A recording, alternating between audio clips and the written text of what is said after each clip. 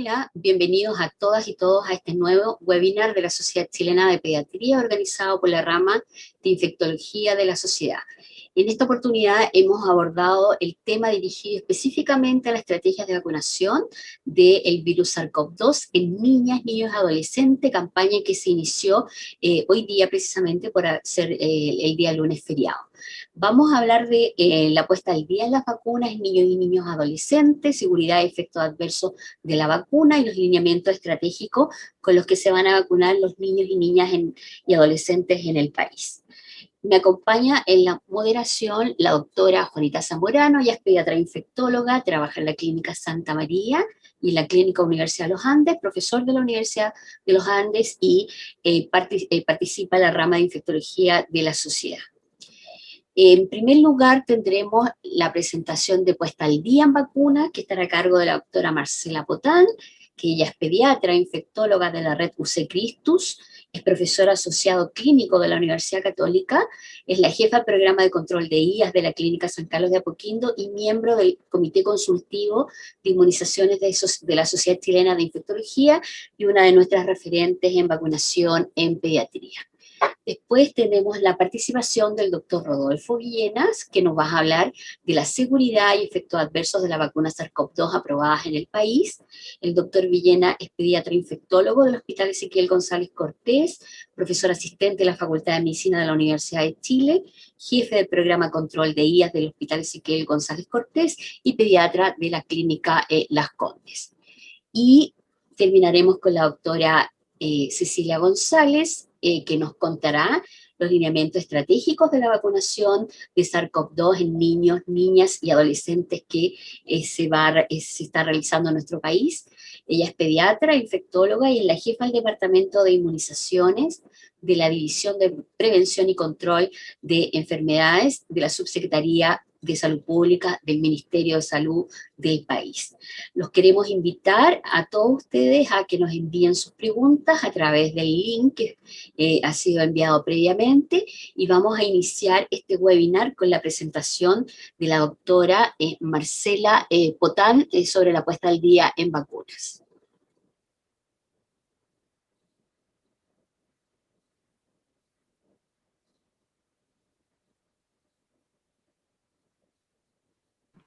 Hola a todos y todas, gracias por la invitación a la SOCHIPE nuevamente, es un privilegio para mí poder estar aquí con ustedes, con este distinguido elenco de profesores.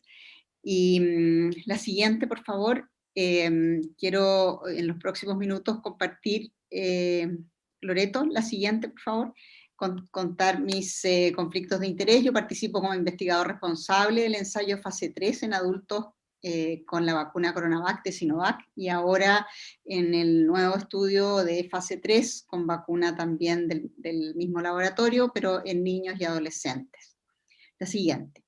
Veremos básicamente 4 puntos, razones para vacunar a niños, niñas y adolescentes, los ensayos clínicos con vacunas, certezas e incertidumbres que tenemos hasta el momento, la recomendación de expertos, pero no de expertos chilenos, porque la doctora Cecilia González se extenderá en eso, sino que más bien la visión de la CIP muy breve y algunos mensajes para recordar. La siguiente, por favor. ¿Por qué vacunar a los niños y adolescentes, no es cierto? Es una pregunta que se ha dado ciertas vueltas. De hecho, algunos expertos han opinado que no es el momento porque precisamente esta es una enfermedad que afecta gravemente a los adultos y todavía estamos lejos de cubrir esa población, y hay países del mundo donde están aún más lejos que los países en vías de desarrollo, los desarrollados. Pero, sin embargo, hay algunos factores que nos hacen pensar que los niños y adolescentes serán afectados por el virus, y esto tiene que ver con el hecho de que una vez que las poblaciones de adultos sean vacunadas, el virus buscará su camino para sobrevivir en la comunidad, en la sociedad, a través de los que sigan siendo susceptibles, y claramente ese momento llegará en el cual serán adolescentes, niños escolares y niños más pequeños que serán infectados por el virus para poder perpetuarse en su transmisión, que es el objetivo del virus SARS-CoV-2 y de la mayoría de los virus respiratorios. Así que, dicho eso, la morbilidad en algunos niños susceptibles, ¿no es cierto?, es alta, y entre esos hemos visto niños obesos que han estado conectados a ECMO en este periodo de segunda ola, los cardiópatas, síndrome de Down y otras comorbilidades que va a describir la doctora González, están afectados, ¿no es cierto?, son afectados más gravemente por este virus. Se hospitalizan tanto como los afectados por el virus influenza H1N1 en el periodo de la pandemia. Se hospitalizan más que el virus influenza, perdón. También la vacunación será una manera de contribuir a la inmunidad de rebaño, ¿no es cierto? Hay adultos reticentes que todavía están dando vuelta con susceptibilidad. Y sobre todo acelerar la integración a la educación presencial, que nos parece que es vital, favoreciendo la socialización segura de esta población y contribuyendo a recuperar la grave afectación de la salud mental y nutricional de nuestros niños y adolescentes. La siguiente. ¿Qué sabemos hasta hoy de la inmunidad contra SARS-CoV-2? Sabemos, ¿no es cierto?, que los epítopes que tienen importancia en la respuesta inmune protectora. Sabemos que los pacientes con COVID desarrollan anticuerpos neutralizantes y memoria inmunológica potente, ¿no es cierto?, que dura hasta ahora 8 meses por lo menos, si no más. Los anticuerpos neutralizantes contra la espiga o el spike protegen de COVID, ¿ya? Sin embargo, se desconoce todavía el nivel de anticuerpos que sea, digamos, el nivel de corte de anticuerpos protectores, lo cual dificulta, ¿no es cierto?, el poder hacer estudios con estudios puentes que permitan no tener que demostrar eficacia en cada grupo etario en que se va ensayando la vacuna, sino que pudiéramos hacerlo como las vacunas meningocócicas, ¿no es cierto?, que tenemos un correlato definido de protección. Sobre esto se considera que esta vacuna es protectora y por lo tanto, si la inmunogenicidad así lo demuestra, no es necesario probar esa vacuna en esa población. La protección, ¿no es cierto?, de las vacunas contra la transmisión y la infección asintomática, esto es muy importante, se relaciona con la eficacia de la vacuna y con el nivel de anticuerpos que logra. Es así que hemos visto en países que han usado vacuna de RNA mensajero, ¿no es cierto?, que produce un nivel de anticuerpos entre 4 y 5 veces superior a las vacunas, por ejemplo, inactivadas. La vacuna de RNA reduce o reduciría las infecciones asintomáticas en un 80% con 2 dosis, ¿cierto? Y la vacuna de adenovirus de Johnson & Johnson, para la cual hay datos, en 74%. Y esto es muy importante porque sabemos que hasta un 40 o 50% de las infecciones probablemente son asintomáticas. Desgraciadamente no tenemos estos datos para la vacuna china Coronavac que se usa en nuestro país. La siguiente.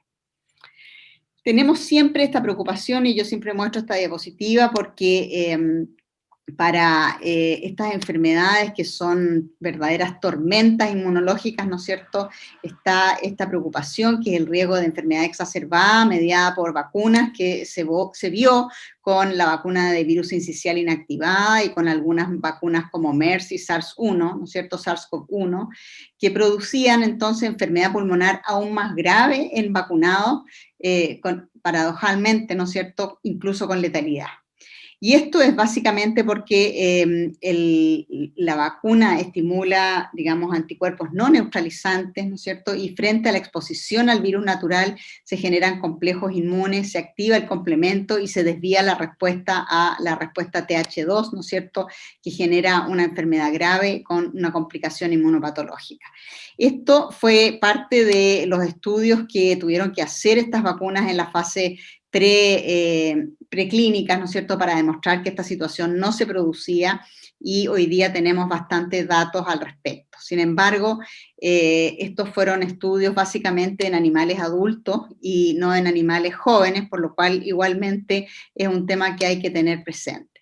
La primera vacuna que fue registrada para niños fue la vacuna de RNA, ¿no es cierto?, mensajero de Pfizer-BioNTech, y pongo acá a la científica que fue responsable de esta genialidad hace 10 años, que estuvo trabajando duramente para que aceptaran este concepto, que fue rechazado por temas de inseguridad y de temor, ¿cierto? Pero que finalmente logró su destino y tenemos entonces esta vacuna hoy día, la siguiente, que sabemos que es una vacuna de RNA mensajero que codifica la síntesis del spike completo, ¿no es cierto?, del virus, y que se ensayó primero en individuos de 16 años y más, con el ensayo de Pollack y colaboradores publicado en el New England, que demostró, ¿no es cierto?, una eficacia extraordinaria de 95% en individuos sin infección COVID previa y muy similar en los individuos con y sin infección en un grupo que los compiló a ambos.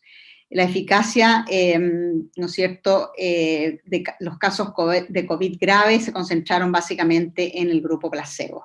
De modo que con estos datos y datos, por supuesto, de inmunogenicidad y de seguridad, se registró esta vacuna, la siguiente, el año pasado, y hasta entonces, hasta ahora no teníamos datos de uso de esta vacuna en niños y adolescentes, y recientemente en mayo se publicó en el New England el primer estudio que habla de la seguridad, inmunogenicidad y la eficacia que se tuvo que demostrar en estos grupos, ¿no es cierto? Este es un estudio que tiene un N pequeño, 2.200 niños jóvenes, digamos, adolescentes, que fue controlado con placebo, con solución salina, aleatorizó en una relación 1:1 y se probó en distintos países, pero fundamentalmente el brazo del grupo de jóvenes más pequeños de 12 a 15 años se concentró en Estados Unidos, se comparó con el grupo de 16 a 25, para el cual ya teníamos datos en el ensayo inicial, y con el placebo. La siguiente. Incluyó este estudio niños sanos o con enfermedades crónicas estables, ¿no es cierto? Y se excluyeron inmunocomprometidos o jóvenes con terapia esteroidal o quimioterapia. La inmunogenicidad solo se probó en Estados Unidos, son en el grupo en sujetos de Estados Unidos, y la eficacia fue definida como al inicio de síntomas de COVID después del 7º día de la dosis 2 de vacuna. La siguiente. ¿Qué se observó en este estudio? Ustedes ven acá, antes y después, un mes después de la dosis 2, cómo hay una diferencia extraordinaria, digamos, acá en la primera columna. Ustedes ven el grupo de 12 a 15 años en verde y ven que hubo un aumento de 118 veces pre-vacuna, post-vacuna, y en el grupo de que esto fue incluso bastante mayor que en los individuos de 16 a 25, que es la columna en verde más claro. Se fijan que fue un incremento de 71 veces nada más la media geométrica, y con intervalos de confianza muy, muy estrechos. La siguiente. Acá vemos también de otra manera, ¿no es cierto?, la razón de media geométrica, que es 1,76 veces mayor en el grupo de jóvenes o adolescentes de 12 a 15 años versus el grupo de 16 a 25 que se usó como comparador. Esto demostró que no había inferioridad y que incluso la respuesta inmune era significativamente más alta en este grupo de niños. La siguiente. La eficacia también fue extraordinaria, ¿no es cierto? Se consideraron completamente vacunados a los adolescentes que tenían 2 dosis más 7 días, y ustedes ven que la eficacia fue de 100% con intervalos de confianza bastante estrechos. Para los insuficientemente vacunados, post-dosis 1 y antes de la dosis 2, la eficacia también fue muy alta, 75%, lo cual habla del impacto, ¿no es cierto?, de esta vacuna que es más inmunogénica en este grupo. Acuérdense que en el grupo de adultos esta eficacia post-dosis 1 fue alrededor de 50%. La siguiente. Las reacciones adversas locales fueron fundamentalmente dolor, ¿no es cierto?, que no mostró diferencias en los grupos etarios, ni tampoco con dosis. Es una vacuna que produce dolor definitivamente, alrededor de 80% tienen dolor, que puede ser leve a moderado, rara vez un dolor grave. La siguiente. En relación a individuos que habían tenido o no infección, ¿no es cierto?, COVID, lo que se observa acá es bastante chiquitito, pero créanme que hubo un discreto aumento del porcentaje de la fiebre y uso de antipiréticos en los grupos que habían tenido SARS-CoV-2 pre-enrolamiento. Y efectivamente eso es una tendencia que se ve, los individuos vacunados con antecedentes de infección en otros grupos etarios también tienen reacciones un poco más intensas. La siguiente.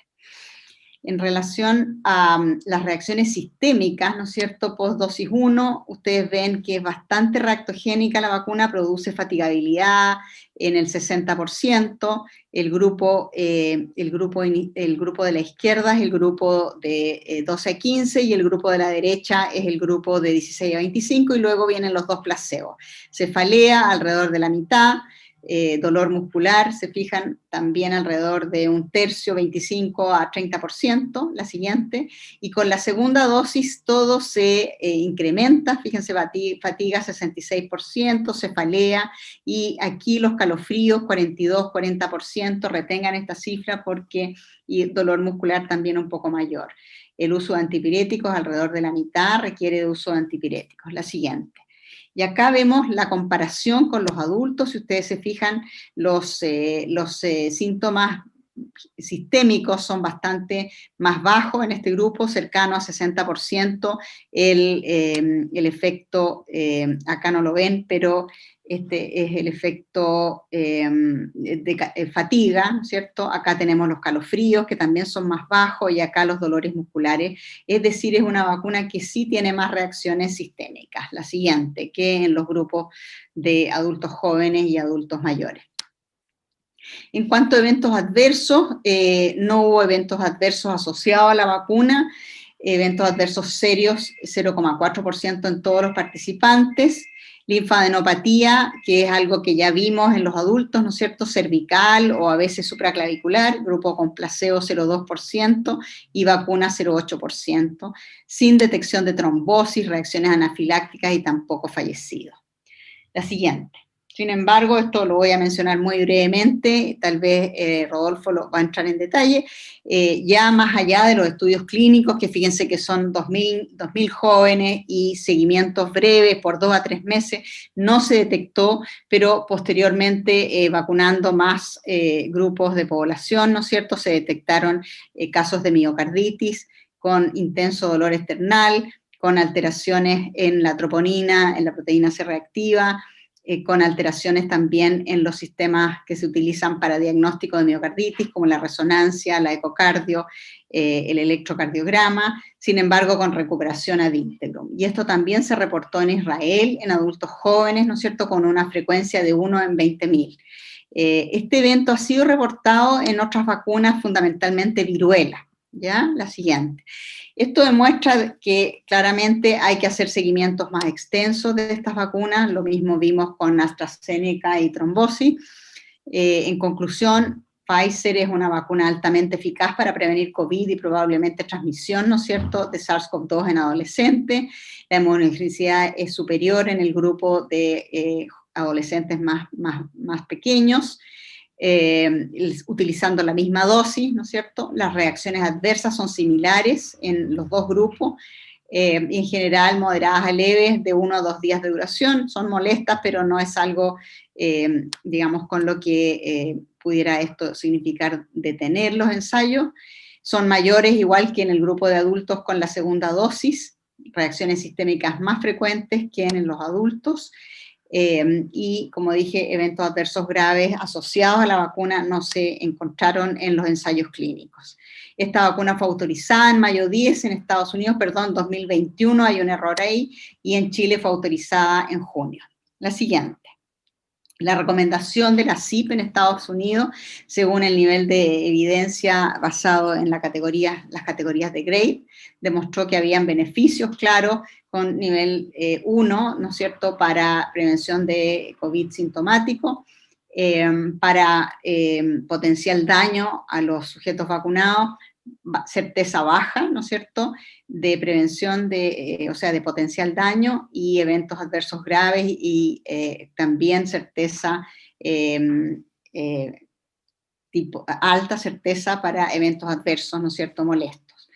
Sin datos para los beneficios en prevención de hospitalización, de PIMS o de infección asintomática. La siguiente.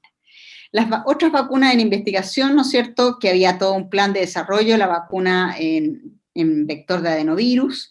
De AstraZeneca había un plan de desarrollo en niños de 6 a 17 años, todo lo cual fue suspendido en abril, luego los eventos de trombosis en adultos vacunados.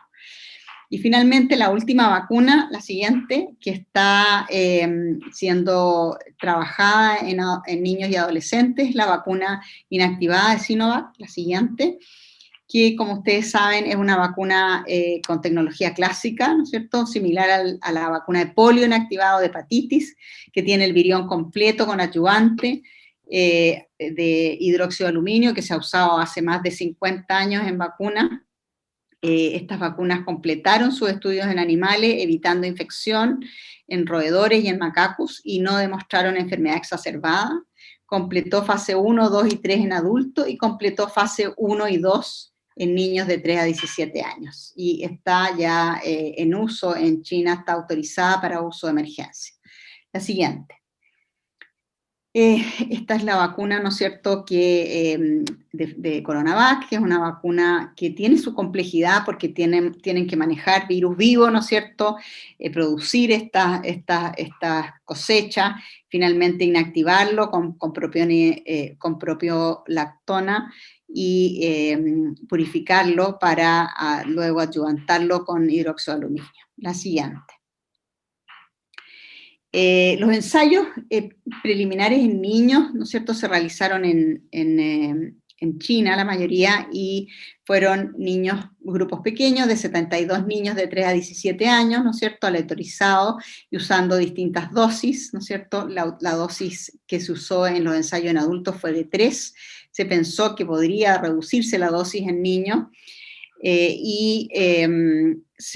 los criterios para avanzar de fase 1 a fase 2 fueron la ausencia de eventos que amenazaran la vida y un porcentaje menor a 15 de eventos adversos serios definidos por el Comité de Seguridad Independiente del estudio, ¿ya? Y esta fase fue completada con éxito y se pasó la siguiente a la fase 2, en la cual se ensayó en cerca de 500 niños con 3 grupos etarios, 3 a 5, 6 a 11 y 12 a 17 años, las mismas 2 dosis, media y baja. Se controló con placebo, ¿no es cierto?, en el esquema de 0,28. No se observaron diferencias en las reacciones adversas entre la dosis baja, la dosis media o el placebo, pero sí la mayoría de las reacciones fueron leves o moderadas. Solo 0,3% tuvo grado 3, y principalmente dolor local y fiebre bastante baja. Se fijan que estas vacunas inactivadas tienen este perfil de seguridad que es muy bueno, es muy adecuado. También esta fase se completó con éxito, la siguiente, y hoy día acá tenemos la seguridad, dolor, se fijan, bastante bajo, resto de los síntomas, una frecuencia menor a 5%, sin diferencias en los 3 grupos, y solo hubo un evento adverso grave hasta marzo que se consideró no relacionado. Están en seguimiento desde el 31 de octubre estos grupos de niños y adolescentes. La siguiente. Y acá vemos la inmunogenicidad, ¿no es cierto?, en los distintos grupos, y básicamente lo que quiero mostrar acá es que hay diferencias, ¿no es cierto? La inmunogenicidad es menor con la dosis de 1,5 microgramos, en especial en grupos de mayor edad. Se fijan que los intervalos de confianza 93 a 100%, acá en cero conversión, y en media geométrica esto es aún más notorio, ¿no es cierto? Vemos que en los distintos grupos etarios, salvo el grupo de niños más pequeñitos, que probablemente la dosis menor sería probablemente suficiente. El resto sí demuestra diferencias, por lo cual la dosis es claro que debe ser la de 3 microgramos, que es la misma dosis que se usó en el ensayo en adultos. La siguiente.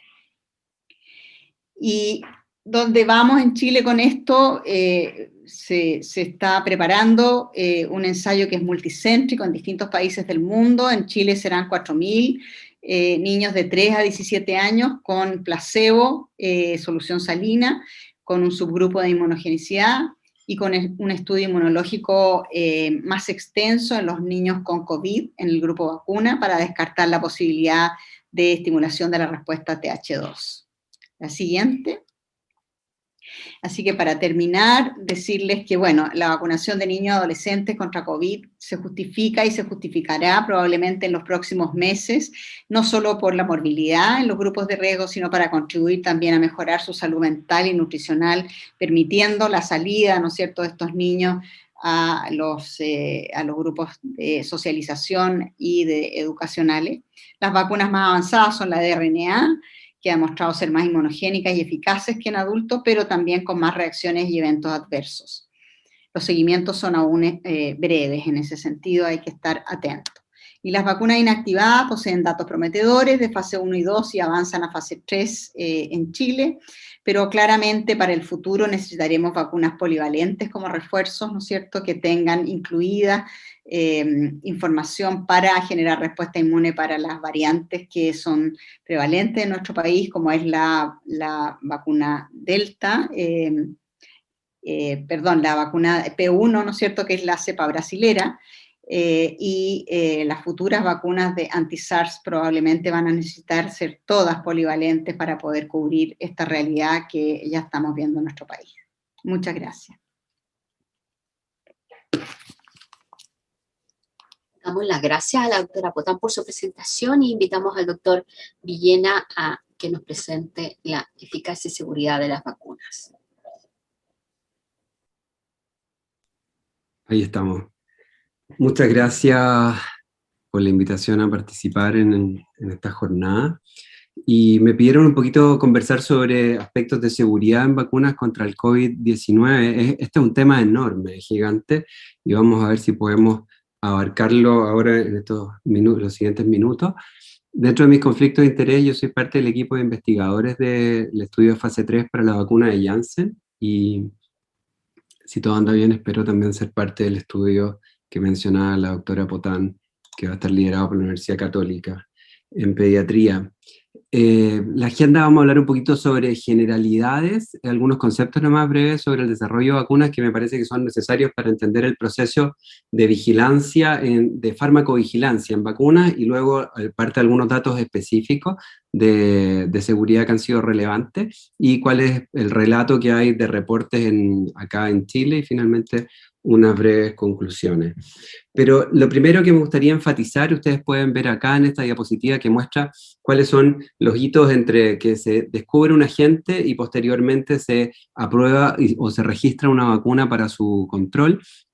Y fíjense en esta marca acá, que es un hecho histórico en la medicina, en cómo en un periodo tan corto desde que se identifica el agente en enero del año pasado del SARS-CoV-2 hasta que se obtiene algún registro, es el periodo más corto que hay en la historia de la medicina desde que se logra para lograr desarrollar una vacuna. Recuerden que el virus respiratorio sincicial en los 60 ya tuvo un prototipo de vacuna que fue lamentablemente frustró, y todavía hoy en día no disponemos de una vacuna para ello. Entonces esto claramente es un hito que llegó a cambiar varios paradigmas que teníamos, como son los procesos de investigación y de desarrollo de vacunas, los cuales habitualmente podían durar 10 o 15 años.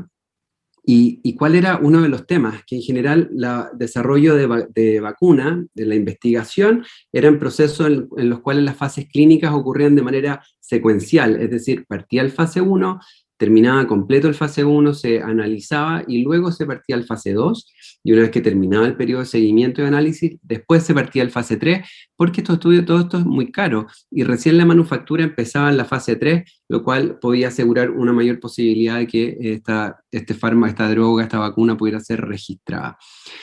Entonces, en la condición actual, lo que teníamos que hacer era cambiar el paradigma de 10 años a un año y medio, sin arriesgar los conceptos generales de la investigación. ¿Y qué significaba eso? Se tenía que mantener las fases 1, 2 y 3 clínicas.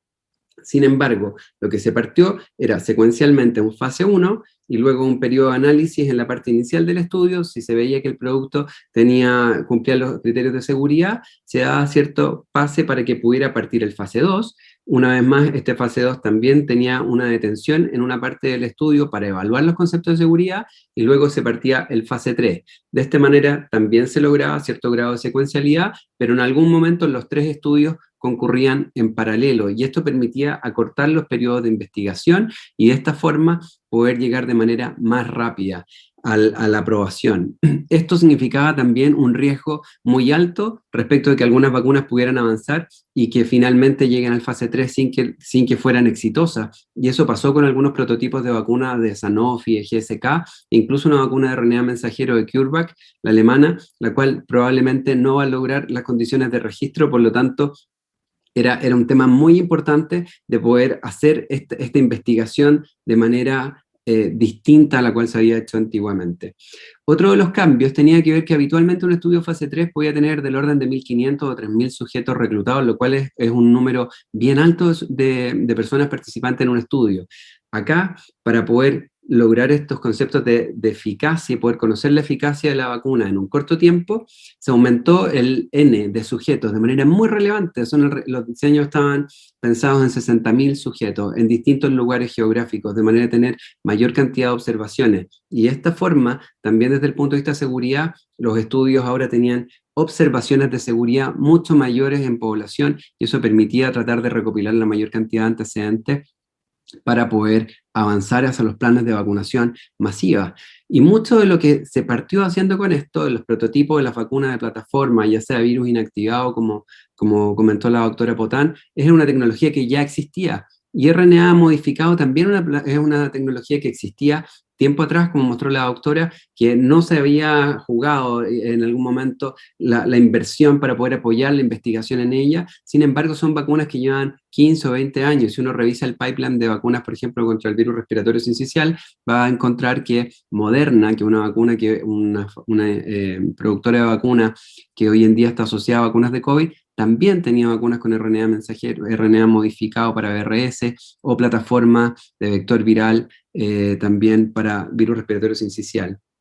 Así que la tecnología a la cual se apoyó en todo el conocimiento que se había generado en eso para las pandemias anteriores de SARS-CoV-1 y de MERS, y con eso se pudo avanzar de manera más rápida. Otra cosa que es importante considerar en seguridad es que todos los estudios tienen un grupo que monitorea de manera externa, y entonces a veces la gente se confundía porque el estudio separaba para poder ver un análisis de seguridad, y la gente al tiro creía que había había una asociación de causalidad, y eso no es así. Muchas veces la gente se confundía con esto, pero esto es como si existe una denuncia. Cuando hay una denuncia, se tiene que investigar, y eso es lo que hace este grupo de monitoreo. Por lo tanto, no era necesariamente una sentencia de causalidad, y de esta forma prácticamente todos los estudios de vacuna en algún momento tuvieron alguna pausa que permitió evaluar cuál eran la causalidad o no, y si es que el estudio podía continuar. Y prácticamente todos los estudios pudieron seguir adelante respecto del análisis de seguridad que fue favorable. En Chile se desarrollaron investigación de fase 3 de 4 tipos de vacunas. La primera que mencionó la doctora Potán, que es de Sinovac, que es una plataforma de virus inactivado, y luego 3 distintos prototipos de plataforma de vector viral basado en adenovirus. Uno fue la vacuna AstraZeneca con 2 dosis, y luego estaba la vacuna de Janssen y la vacuna de CanSino con 1 dosis. Estos estudios se desarrollaron en el marco del consorcio científico para poder apoyar el desarrollo y el registro de estas vacunas, para poder disponer de ellas de manera más prioritaria. Y estas vacunas actualmente ya son más de 262.000 millones de dosis, las cuales han sido administradas a nivel mundial. Podemos ver acá en verde más oscuro cuáles son los países que tienen mayor cantidad de administración por 100.000 habitantes. Vemos que Chile está dentro de los 10 primeros países que ha vacunado por 100.000 habitantes, y la vacuna que más utilizado, probablemente más de la mitad de las dosis que se han administrado a nivel mundial, es la vacuna AstraZeneca, seguido por las vacunas de RNA modificado como Pfizer y Moderna. Y lo que es importante comentar es que sí existe una diferencia muy marcada entre los países de altos ingresos, que tienen una relación de 4 veces mayor facilidad de acceder a la vacuna, versus los países de bajos ingresos y medianos ingresos, como pueden ver acá, que todavía han tenido problemas para poder acceder a las vacunas. Estas son las aprobaciones internacionales. Pueden ver que la vacuna de AstraZeneca y Oxford es la vacuna que tiene mayor cantidad de aprobaciones internacionales, y acá está Oxford, Pfizer, Sinovac, Johnson & Johnson y CanSino, que son las 5 vacunas que están aprobadas en Chile hoy en día contra el COVID-19 y que tienen distintas aprobaciones internacionales. ¿Qué es lo que hay que tener en claro respecto de seguridad? Cada vez que una vacuna empieza a implementarse de manera masiva en la población, va a empezar a verse un poquito el impacto en la contención de la enfermedad y van a empezar a aumentar los reportes de eventos adversos. Y en algún momento la población va a percibir de que vacunarse pudiera ser más riesgoso que enfermarse. Y eso que va a generar una caída en la cobertura y por lo tanto va a haber de nuevo un rebrote de la enfermedad hasta que se recupere la confianza, mejoren las coberturas, vuelva a caer la incidencia de la enfermedad hasta que esperemos en algún momento esta vacunación ya se pueda suspender o se pueda ya no ser tan masiva, sino que simplemente para el grupo de mayor riesgo. Y esta información hay que transmitirla de manera adecuada a la población, porque esta percepción es lo que lleva a que muchas personas puedan sentirse inseguros de vacunarse, puedan retrasarse en su vacunación, y ellos lo ven desde el punto de vista más emocional que técnico. Y ese gap es el que tenemos que tratar de cerrar, porque las explicaciones meramente técnicas muchas veces no son necesarias, o sea, no son eficientes para poder llegar a la población, y a ellos les interesa la experiencia, y sobre todo la experiencia emocional. Por lo tanto, cuando hay alguien que llega rezagado a vacunarse, hay que tratar de ser un poquito más empático y no empezar a retarlo al tiro, porque probablemente tiene distintas explicaciones que pudieran llevarlo a que tomó una decisión que él pensó que era más protectora para sí mismo o para su familia o para sus hijos, en el caso cuando empiece la vacunación de grupos de riesgo en pediatría.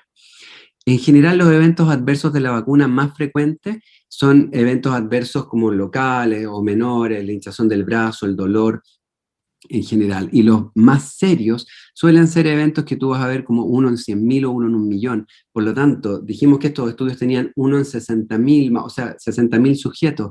Era muy difícil poder encontrar algún evento adverso de muy baja ocurrencia, como pueden ser algunos de los que vamos a hablar posteriormente. Entonces tú tendrías, para encontrar un evento 1 en 100.000, tendrías que tener un diseño, un estudio que incluya por lo menos 100.000 sujetos para encontrar un solo evento de ellos. Entonces muchas veces estos eventos adversos no van a ser evidentes en la fase de estudio, sino que van a ser evidentes cuando se implemente la vacunación. Y por eso es tan importante tener un sistema de farmacovigilancia implementado que siga la implementación de esta estrategia y vaya recogiendo los reportes para poder establecer el conocimiento necesario para ver cuál es el perfil de seguridad de la vacuna que se está implementando.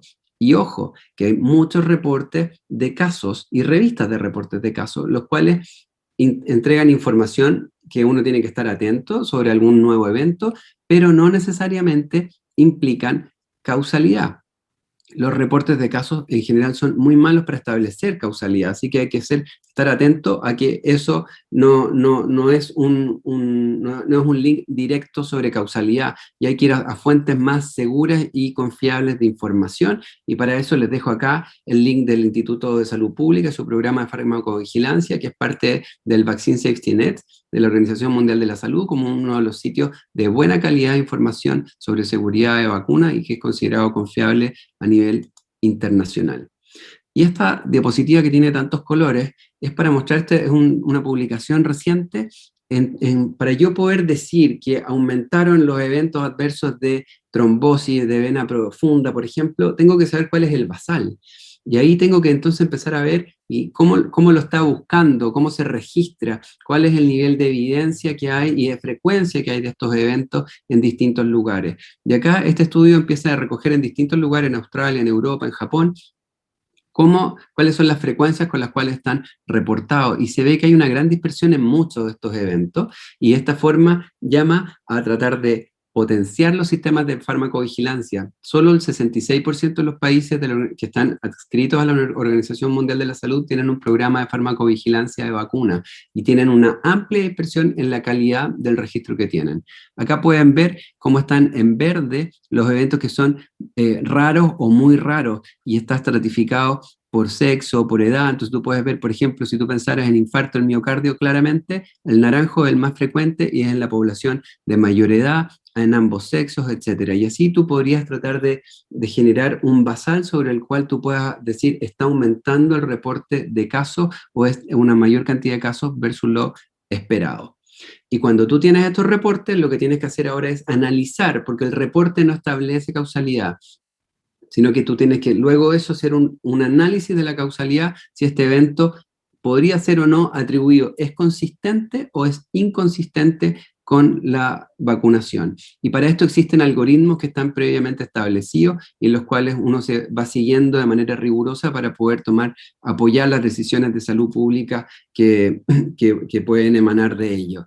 Y para eso existe este reporte de los ESAVI en Chile. ESAVI significa evento supuestamente asociado a vacunas e inmunizaciones. Es decir, el que exista un reporte no quiere decir que es causalidad, sino que digo, oye, acá pasó algo que es grave, por ejemplo, y lo voy a reportar para que se investigue si es que está asociado o no a la vacuna. Y existe una plataforma a través del Ministerio de Salud y la página del Instituto de Salud Pública donde se puede hacer este reporte de los eventos supuestamente asociados a vacunas e inmunizaciones.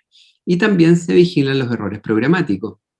Es decir, cualquier evento evitable que tenga que ver con los aspectos operativos de la vacunación, y uno de los más frecuentes es como que se equivocaron en la dosis que le correspondía, le administraron una dosis de adulto a un lactante, por ejemplo, o le tocaba segunda dosis de Pfizer y le pusieron una de Sinovac, y esto, que en general muchas veces tiene menos repercusión clínica que un evento adverso, en la opinión pública tiene un impacto mucho mayor y merma mucho la confianza. Por lo tanto, se hace un trabajo muy importante desde el Programa Nacional de Inmunizaciones para entrenar a los equipos de inmunizaciones respecto de las distintas vacunas que están aprobadas y registradas en Chile, que se están implementando en vacunas, para ver no solo la administración, sino que también ver la conservación, la cadena de frío, que se cumplan rigurosamente todos los preceptos que están establecidos para cada una de las distintas vacunas que son implementadas.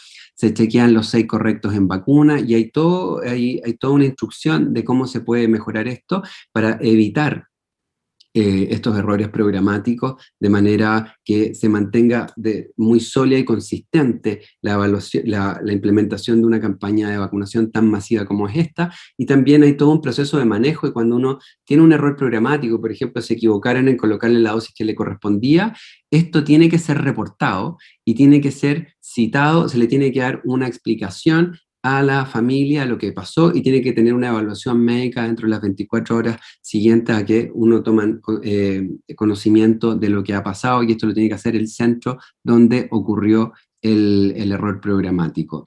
Y luego establecer un plan de mejora en los siguientes 30 días que tiene que ser presentado al Programa Nacional de Inmunizaciones.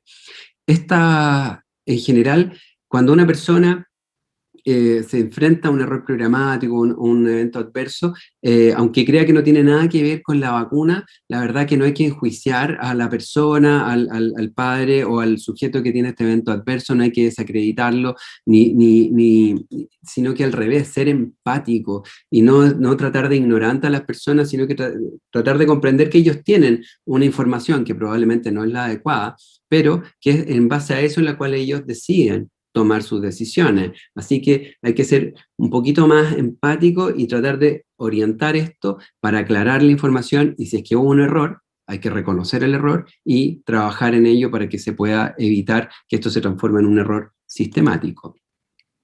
Respecto de vacunas contra el COVID-19, la doctora Potán comentó muchos de los estudios en general de vacunas, entonces yo no quiero entrar a ir a mucho detalle porque es muchísima información, pero traté de resumir en esta tabla las 5 vacunas que están registradas en Chile y más o menos algunos de los aspectos generales en relación a seguridad.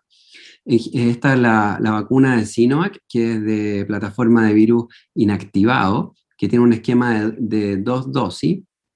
En general, una vacuna bastante bien tolerada, y los reportes, como mostró la doctora, en general son dolor en el sitio de inoculación, y también tiene eventos sistémicos como cefalea, fatiga, y eso es más o menos frecuente. El 55, 79% de los pacientes, de las personas que son vacunadas, tienen alguna de estas molestias.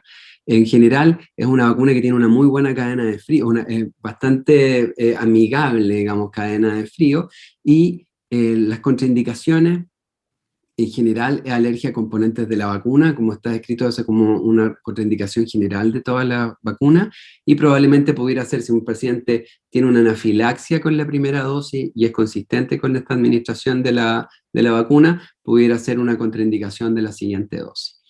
En relación a la vacuna de Pfizer-BioNTech, que es una vacuna de RNA modificado, en general una vacuna que también es reactogénica, tiene dolor en más del 70% de los casos, y también fatiga y mialgia, y una vacuna en la cual dentro de la implementación en Reino Unido apenas partió, en los primeros 2 días se vio reacción alérgica severa y básicamente anafilaxia con la primera dosis.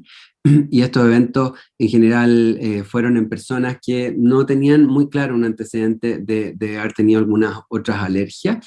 Sin embargo, vamos a hablar más adelante cómo se descubrió que era probablemente el polietilenglicol uno de los problemas de los responsables de este evento adverso.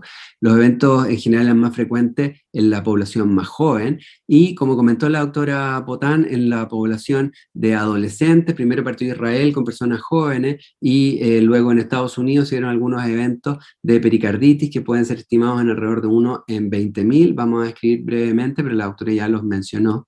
Y la cadena de frío ya ha logrado mejorar el perfil y tiene una posibilidad de mantenerse en 2 y 8 grados por 30 días y 6 horas desde que se abre la ampolla. Las otras 3 vacunas que están aprobadas en Chile son con plataforma de vector viral en base a adenovirus. Oxford AstraZeneca es con un adenovirus de chimpancé, Janssen con adenovirus 26 y CanSino adenovirus 5. Las 2 últimas son con dosis única y en general son vacunas también bastante bien toleradas. Con la vacuna de AstraZeneca y con Janssen hubo reportes internacionales respecto a la posibilidad de estar asociado a una trombocitopenia, trombótica inducida por vacuna, o que fuera inmune inducida por vacuna en población menor de 50 años, y eso es algo también que vamos a comentar posteriormente. En caso de que algún paciente presente uno de estos eventos adversos, estaría contraindicada la siguiente dosis de vacuna. Con CanSino no hay reportes al respecto, pero probablemente en caso de que alguien tuviera este antecedente o de algún antecedente de trombosis inducida por heparina, también podría tener probablemente contraindicada el uso de estas vacunas.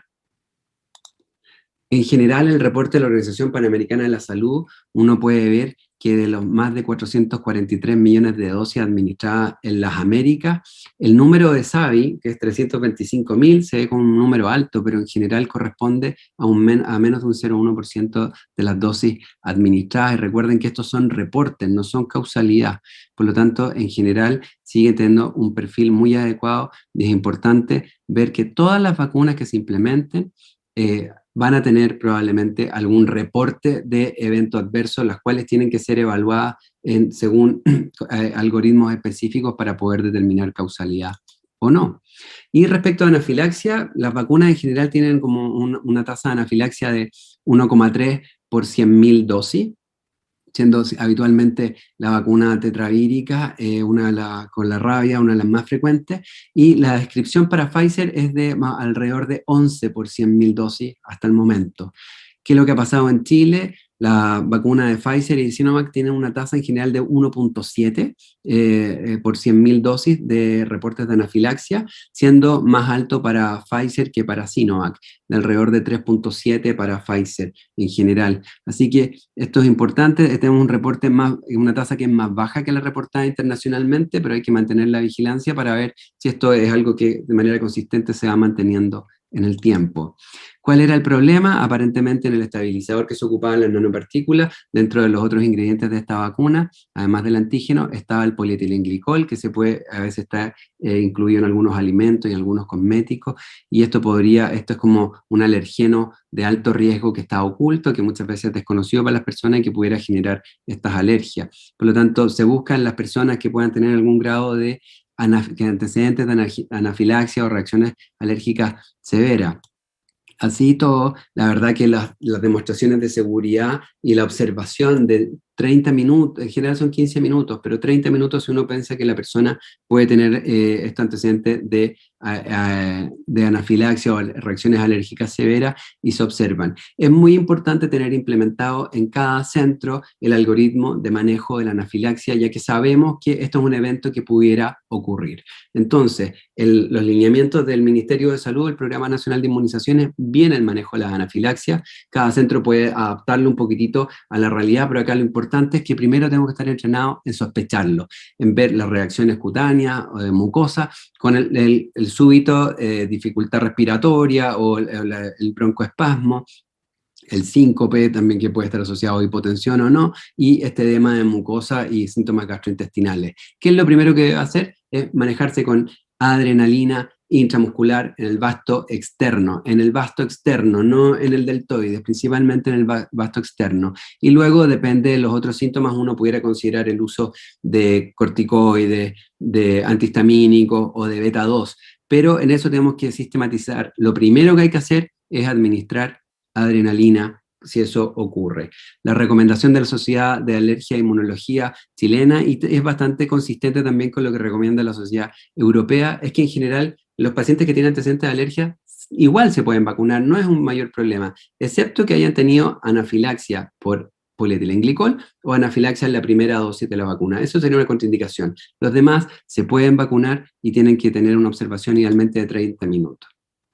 Respecto a pericarditis y miopericarditis, lo que comentó la doctora Potán brevemente, hay un reporte publicado recientemente sobre 7 pacientes entre 14 y 19 años en Estados Unidos que presentaron un dolor precordial, un dolor torácico, y algunos de ellos presentaron un poquito de fiebre, algunos otros molestias, y en las cuales habitualmente dentro de los 4 primeros días de haber recibido la segunda dosis de vacuna, presentaron esta molestia. Estos pacientes fueron hospitalizados para poder observar, tal como se mencionó, se hizo una cardioresonancia, se vio alguna alteración en el electrocardiograma. Sin embargo, la evolución clínica de estos pacientes fue favorable en todos ellos, no requirieron soporte de drogas vasoactivas y se manejaron con antiinflamatorios no esteroidales y algunos con antiinflamatorios esteroidales, y hubo recuperación ad integrum de todos estos sujetos.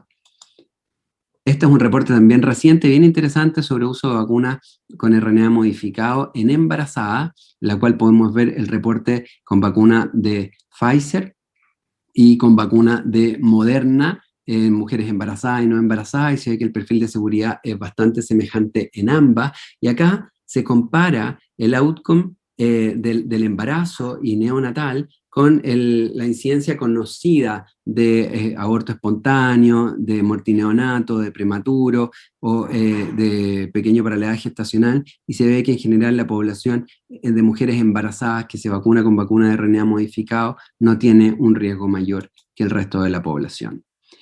Respecto de los eventos trombóticos con trombocitopenia inducida por vacuna, que se dio la alerta desde Europa con la vacuna AstraZeneca y posteriormente en Estados Unidos con la vacuna de Janssen, lo cual llevó a que se pausaran los estudios y la implementación de estas vacunas. La verdad que esto es un evento muy, muy raro, que puede ser entre 1 en 100.000 en la población más joven a 1 en 1.000.000 en la población mayor, en los cuales se produciría un complejo entre el factor plaquetario 4 y probablemente con un problema con la carga del DNA y este factor de plaquetario 4, el DNA viral del adenovirus, y esto podría generar un complejo que empieza a generar un trombo. Y si tú le administras heparina, el problema se agranda. Entonces acá está contraindicado usar la heparina.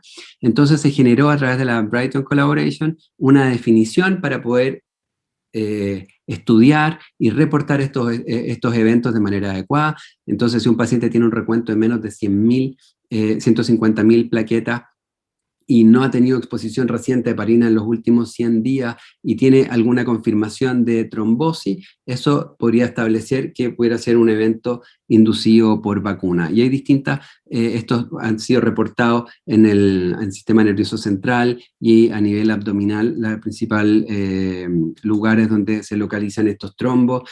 Hay unas publicaciones muy interesantes en el New England donde se vio esto principalmente en mujeres jóvenes, menores de 30 años, y entre las 3 primeras semanas. El manejo tendría que ser con gamma globulina, no usar heparina, sino que otros anticoagulantes no heparínicos, y suspender y contraindicar la siguiente dosis. Cuando uno ve los riesgos de trombosis por el COVID propiamente tal, la verdad que sigue siendo en un balance de riesgo-beneficio muy superior la protección que dan las vacunas, y es por eso que se ha continuado la vacunación a nivel internacional y se han hecho algunas restricciones.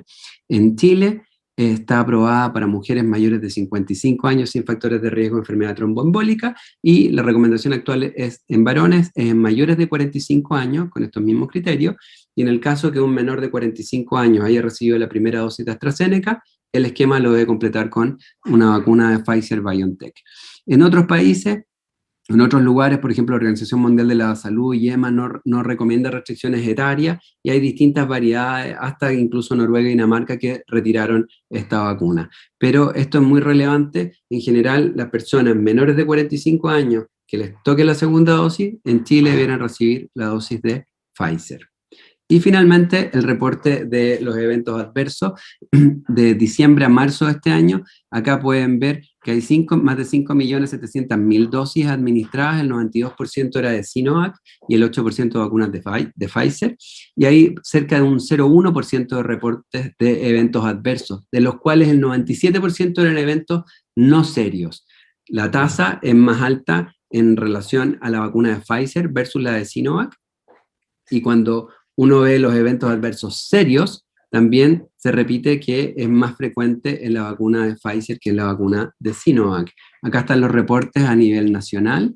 La mayor tasa de reporte está desde la región de Aysén, y de esta manera se va distribuyendo principalmente en sexo femenino, en personas menores de 60 años, y donde la cefalea y el dolor en el sitio de inyección son las dos manifestaciones más frecuentes para ambas vacunas.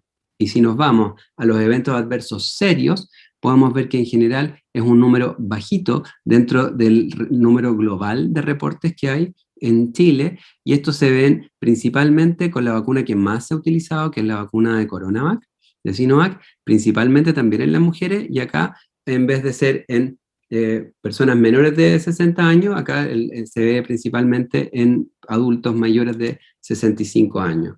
¿Cuáles son estos eventos? Anafilaxia, en el caso de Coronavac, anafilaxia, disnea y manifestaciones alérgicas, y en el caso de Pfizer también anafilaxia y algunos otros síntomas sistémicos como cefalea, fiebre o fatiga.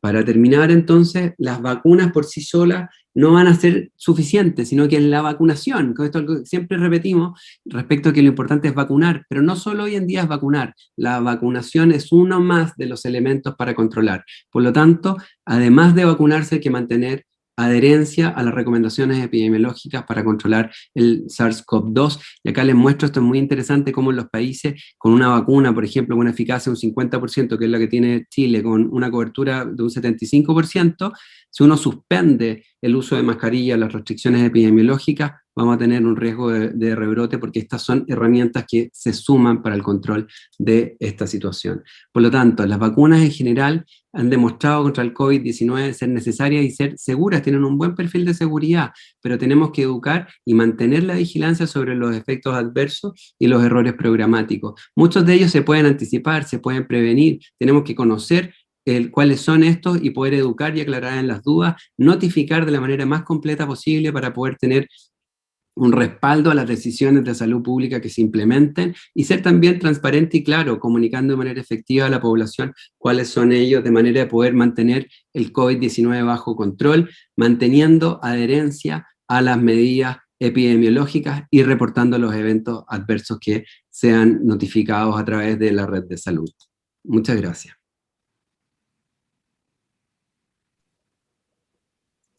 Damos las gracias al doctor Villena por su excelente presentación y ahora invitamos a la doctora González a que nos cuente de los lineamientos estratégicos de la vacunación.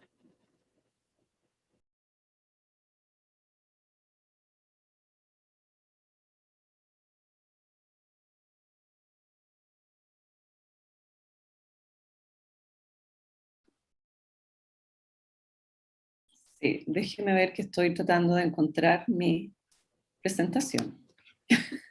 Bueno, por el momento los invitamos a seguir mandando sus preguntas al link envío.sostipe para que posteriormente, después de la presentación de la doctora González, podamos resolver algunas de las dudas que muchas incluso ya han sido contestadas a través de las presentaciones de la doctora Potán y del doctor Villena. ¿Por qué siempre me pasa esto? Estoy tratando de encontrar me aparece, ¡ay, qué horror! No sé por qué.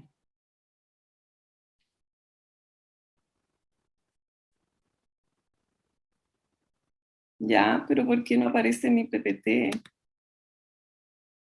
¿Ahora? ¿Estamos ahí? Ya. Sorry. Por más que me preparo y lo hago bien cuando estamos cuando me toca, pasa esto. Pero bueno, 1.000.000 de gracias por la invitación. Yo les voy a contar sobre la vacunación en adolescentes. Agradezco a Marcela y a Rodolfo porque pavimentaron mi presentación, obviamente, porque todos los aspectos que ellos han desarrollado, ¿cierto?, son los que hemos considerado y están en este lineamiento o en esta indicación de vacunación de los niños.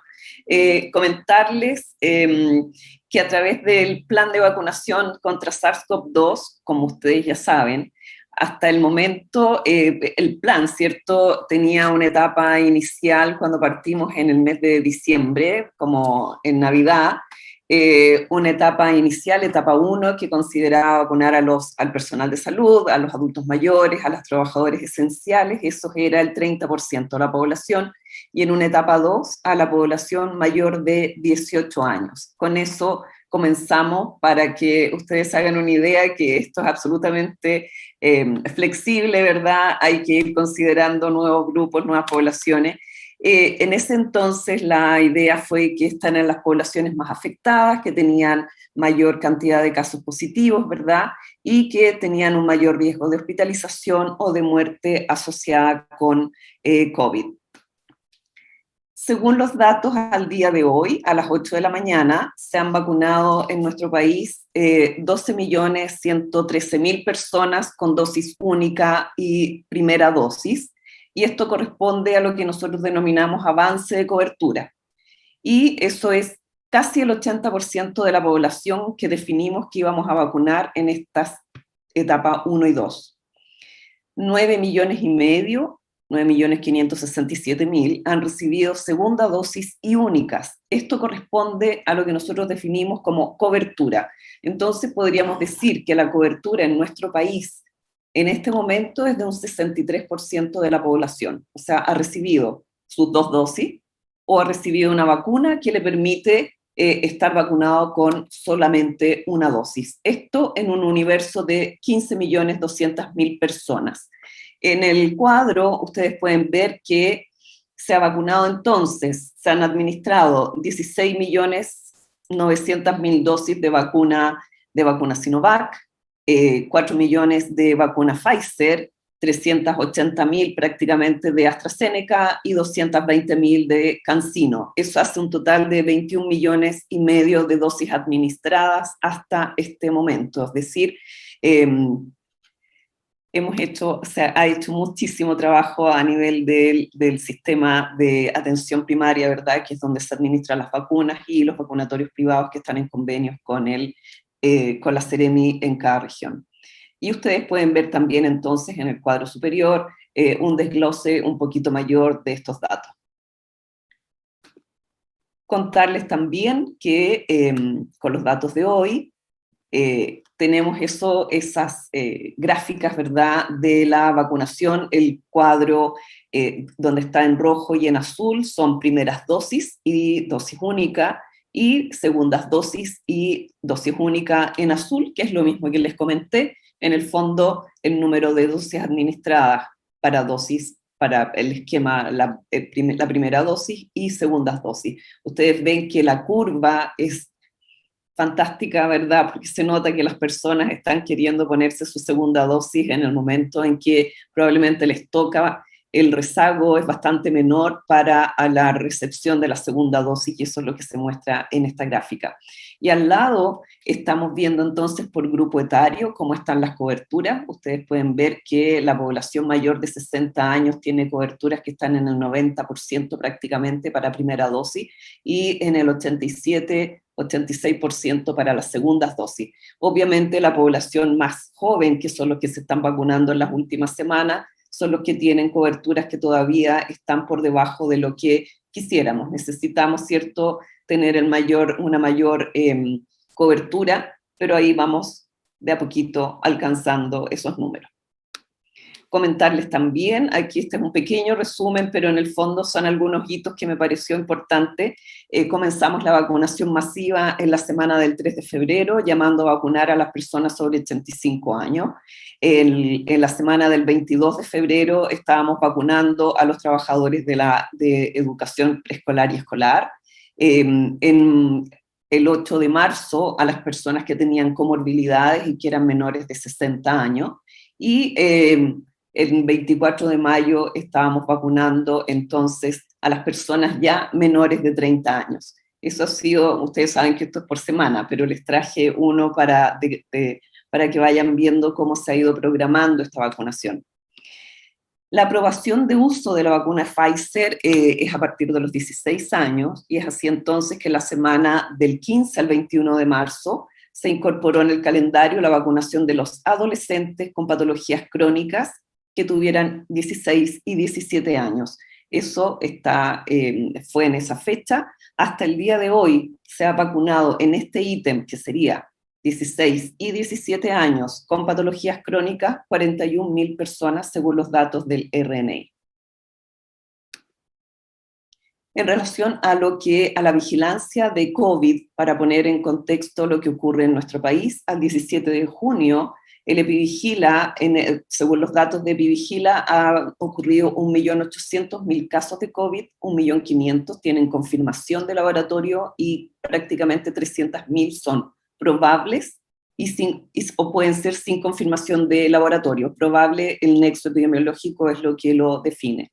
Esto hace entonces que en nuestro país tengamos una tasa de 9.000 por 9.250 por 100.000 habitantes, y la mediana de edad es de 38 años. Ustedes ven entonces que 8,4 ocurren en menores de 15%, o sea, de 15 años, 8,4, 8,3% han ocurrido en menores de 15 años, un 26,7 en 15 a 29, casi un 30% en las personas de 30 a 34 años, y 26,5 en 45 a 64 años. Por lo tanto, y aquí están las tasas dibujadas, ¿cierto? La distribución del número de casos en sus tasas por sexo y grupos etarios, edades que van de 5 en 5, y esa es la gráfica. Entonces los datos, ¿verdad?, con los niños de 0 a 4 años, y ustedes ven entonces la tasa en hombres, en mujeres y el total, y vemos que entre los 20 y los 40 años prácticamente se da la mayor cantidad, las tasas más elevadas, ¿cierto?, de esta patología. Esto tiene que ver con los notificados hospitalizados. Los anteriores eran las notificaciones, y estos son los que se han hospitalizado durante todo el periodo, y vemos entonces que los adultos mayores, hombres más que las mujeres, ¿verdad?, eran porque esto es acumulativo, por lo tanto son las que han tenido estas tasas de hospitalización más altas, y aquí está entonces la tabla que genera esa gráfica. El 15 de mayo, la OMS publicó un informe sobre el síndrome inflamatorio multisistémico en niños y adolescentes, que coincide cronológicamente con la aparición de esta nueva enfermedad COVID-19. Esto fue en relación a niños y adolescentes de Europa y de Norteamérica que ingresaban a una unidad de cuidado intensivo con un cuadro inflamatorio multisistémico muy similar al Kawasaki y también al síndrome de shock tóxico. Esta es una enfermedad aguda, están las definiciones, les puse ahí, ¿cierto?, las definiciones y la referencia, y entonces esta enfermedad se acompaña de un síndrome hiperinflamatorio que puede conducir a una falla multiorgánica y al shock. En Chile, el primer caso notificado de este síndrome tiene fecha de hospitalización el 5 de abril del año pasado. Al 25 de mayo de este año hay un total de casos notificados y validados de 293. De ellos, 121 fueron notificados durante este año, o sea, en lo que llevamos de año se han producido o se han notificado, ¿cierto? Aquí siempre, tal como decía Rodolfo, la notificación es fundamental. Si nosotros no notificamos, no tenemos posibilidad de saber lo que está pasando. Por lo tanto, estos son datos de notificaciones.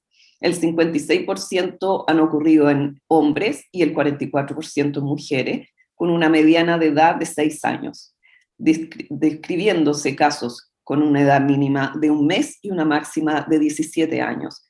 Fallecidos, según esta información, según casos notificados, son 5 con este diagnóstico y con una letalidad entonces asociada a este síndrome inflamatorio de un 1,7%.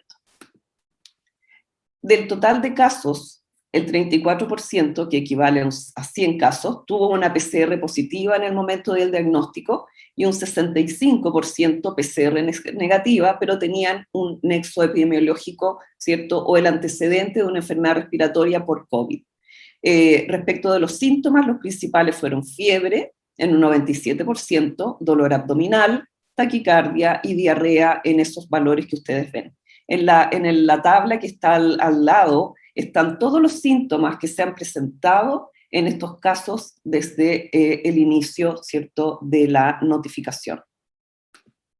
Y aquí ustedes pueden ver qué es lo que ha pasado con los casos que están en barras y cuando se compara con la tasa de incidencia de COVID o de SARS-CoV-2, ¿cierto?, de infección por SARS-CoV-2 en los niños y niñas y adolescentes. Tiene una correlación, ustedes la pueden ver ahí, ¿cierto?, del número de casos en relación con la notificación de número de casos de enfermedad inflamatoria junto con esta ocurrencia de casos de COVID.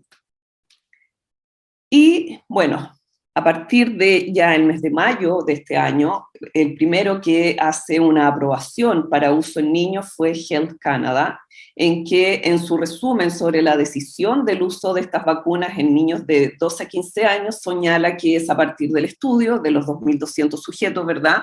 Y que lo que se mostraba era que esta eficacia de un 100%, que fue lo que nos mostró la doctora Potán, con un rango entre el 70 y el 100% sujetos sin antecedentes de infección y de un 78 a 100% en aquellos que tenían antecedentes de infección por SARS-CoV-2. En mayo, el 19 de mayo, la FDA, también basándose en estos mismos datos, ¿cierto?, dice que la protección contra la ocurrencia de la enfermedad a partir del 7º día posterior a la segunda dosis es lo que los hace tomar esta definición, y posteriormente, 10 días más tarde, la EMA muestra una coincidencia, ¿verdad?, con el análisis de los mismos, de este estudio, que es el único estudio que hay publicado entonces en niños. El 31 de mayo, el ISP también aprueba el uso de la vacuna en este rango etario, ¿verdad?, de 12 a 16 años, y el 15 de junio la OMS hace su recomendación del uso de vacuna en este mismo grupo de niños, también basado entonces en los datos del estudio clínico. Ahora, la OMS dice que los datos de seguridad son limitados, dado el tamaño muestral que era muy pequeño, y que los datos deben ser revisados en forma sistemática, ¿cierto?, para ver qué es lo que ocurre, pero los datos apoyan que los beneficios superan los riesgos potenciales. Por lo tanto, el último en dar una aprobación o una recomendación de uso de esta vacuna en este grupo de población fue OMS. Como les digo, esto fue recién la semana pasada. ¿Y qué es lo que pasa? Ya hemos visto, ¿cierto?, que los niños se define y se ha dicho desde el principio, desde que partió esta pandemia, que los niños en general cursan con una enfermedad más leve o son menos susceptibles en comparación con los adultos, pero pueden desempeñar un papel importante en la transmisión, ya que sus cargas virales son similares a las de los adultos. Y por otro lado, como tienen en general una frecuencia de enfermedad sintomática mayor, es súper difícil estimar la enfermedad en este grupo. Y por otro lado, se describe desde el principio, ¿verdad?, que hay adolescentes que tienen enfermedades subyacentes que pudieran causar o tener un riesgo tan alto como los adultos para hospitalización y muerte, y en general se define asma, enfermedad pulmonar crónica y cáncer, entre otros. Hay un estudio que está publicado hace un par de días, un poco tiempo atrás, hace un par de semanas. Es un estudio transversal de 43.500 niños en Estados Unidos con diagnóstico de COVID que fueron evaluados en un servicio de urgencia o como pacientes hospitalizados, y esto ocurre desde marzo del año pasado hasta enero de este año. Y entonces lo que ellos vieron en este estudio es que las condiciones más comúnmente documentadas fueron asma, trastornos del neurodesarrollo, ansiedad, trastornos relacionados con el miedo, trastornos depresivos y obesidad. Entonces, niños que tienen anomalías congénitas cardíacas, circulatorias, hipertensión, diabetes tipo 1, tenían mayor riesgo de hospitalización y de evolución grave cuando se hospitalizaban. Por lo tanto, hay dos aspectos. Uno, que hace que tengan más posibilidad de tener la enfermedad, pero hay algunas condiciones que hacen que la evolución pueda ser más grave. Y entonces aquí, en esto que se ve poco, pero están definidos entonces, para hospitalización, cuáles serían esas comorbilidades o patologías subyacentes, diabetes tipo 1, obesidad, malformaciones cardíacas o circulatorias, epilepsia y convulsiones, para el riesgo de hospitalizarse. Pero una vez hospitalizados, aquellos niños que podían tener riesgo de una evolución más grave, se concentran en aquellos que tienen diabetes tipo 1, malformaciones congénitas cardíacas o circulatorias, epilepsia o convulsiones, obesidad, hipertensión y trastornos del sueño vigilia. Así que esa es en el fondo, ¿cierto?, lo que va mostrando cada día la evidencia en relación a la enfermedad de los niños. Y en relación a las recomendaciones internacionales, tal como ya nos comentó la doctora Botán, el CDC recomendó la vacunación porque una proporción creciente de casos que han sido notificados, ¿cierto?, y que contribuyen también a la transmisión en el hogar. Y ellos hicieron este análisis y vieron que en la pandemia de H1N1, la tasa de hospitalización era de 23 por 100.000 comparado con 50 o 51,3% por 100.000 en este mismo grupo etario ahora con COVID. O sea, los niños se hospitalizan prácticamente el doble de lo que ocurrió con la pandemia de influenza H1N1. Y este síndrome entonces multisistémico. Estas son las razones que da entonces el CDC para la aprobación de la recomendación de esta vacuna. La CIP entonces dice que la información disponible, ellos recomiendan la vacunación, pero también hacen hincapié en que toda la información que está disponible en la ficha de uso de emergencia de la OMS debe ser comunicada a los padres, ¿ya? En el fondo siguen insistiendo en la necesidad de informar, de comunicar, y esto es parte de lo que ellos recomiendan. En Alemania, el STIKO, que es el KBI que nosotros tenemos, ¿cierto?, pero este es en Alemania, recomienda el uso de la vacuna de Pfizer en niños y adolescentes con enfermedades de base. No recomienda por ahora la vacunación general de los niños y adolescentes, pero probablemente esto va a tener una evolución, ¿cierto?, en la medida que pasa el tiempo, pero también dice que sería posible vacunar a los niños después de una consejería médica y de la aceptación del riesgo. Otros países que también recomiendan la vacunación son Canadá, Israel y el Reino Unido. Por ejemplo, el caso de España, el Comité Asesor de Vacunas de la Asociación Española de Pediatría emitió un comunicado en que dice que mientras no se disponga de vacunas con indicaciones específicas para uso en niños, el comité asesor propone recomendaciones que son provisionales y son las que están ahí, y dice que recomienda que los funcionarios sanitarios tienen que ofrecer toda la información necesaria a la familia, a los tutores legales de los niños y que están incluidos en este grupo de riesgo, y también que con el fin de aclarar dudas para que tomen su decisión de manera informada, el propio adolescente debe ser informado y participar de la discusión, y proponen además el uso de un consentimiento escrito de las familias o los tutores. Y también recomiendan, perdón, esto está repetido, no está en la diapositiva anterior, ese es un error mío. La recomendación, tenemos una recomendación de nuestro comité asesor de vacunas, ¿cierto?, en que proponen priorizar a los adolescentes que tengan, que vivan en residencias de larga estadía, como son los centros de menores, y presenten comorbilidades que están descritas en la tabla que les puse al lado.